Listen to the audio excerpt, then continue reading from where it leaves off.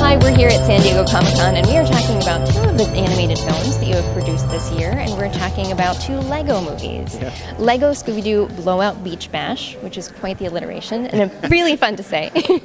And then we've also got the DC Superhero Girls Brain Drain. Yeah, which is not quite as alliterative, but... This is true, but still very fun to say. That's right. So given that both of these properties have gone into the Legoverse, as it were, which has its own signature humor, did you feel that there was a different creative approach to these films?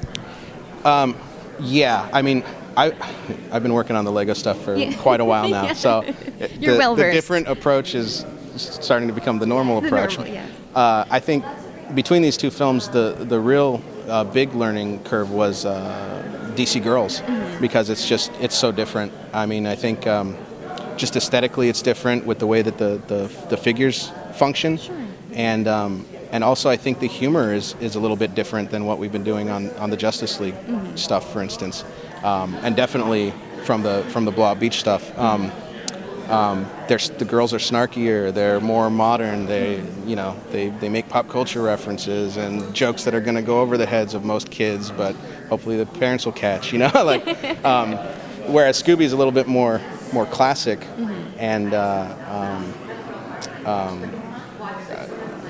musical, which is different, I think. Absolutely. So with the Blowout Beach Bash, Matthew Lillard earlier this morning was talking about almost comparing it to the old Frankie and Annette beach movies. Yeah. Is there somewhat of a back to the beach feel, or will parents get a kick out of this, recognizing the similarities? Well, I hope so. I mean, that for today's parents, that might even be a little too old of a reference. Right.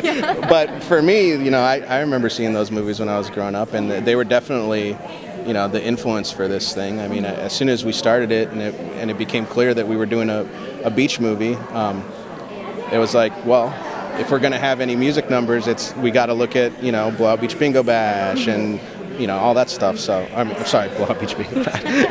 See, the alliteration is hard, gang. Yeah. That was the original title, actually. Oh, okay. Yeah, we dropped a word, so it'll be easier. No, yeah, but we looked at all those Frankie and Annette films, and it was good fun to actually go back to revisit them. And actually, if you stay through the credits, there's an even further nod to those movies. So. Pee Wee Herman maybe showing up. Oh, that would have been great. Bird to the word. Definitely, yeah. Back to the beach. Yes. Yeah, we watched that one too. Yes. Well, final question for you. You've worked on so many Lego properties. Is there one that you haven't yet worked on that you would love to incorporate into the Legoverse? Well, there's always a lot of stuff. There's so many. I mean, like, the thing is, I think that Lego works really well with Scooby and with the DC superhero stuff. I find it hard to think of a property that that would work as well as those two. I mean, I know Marvel does their thing and everything, and those have been pretty good too.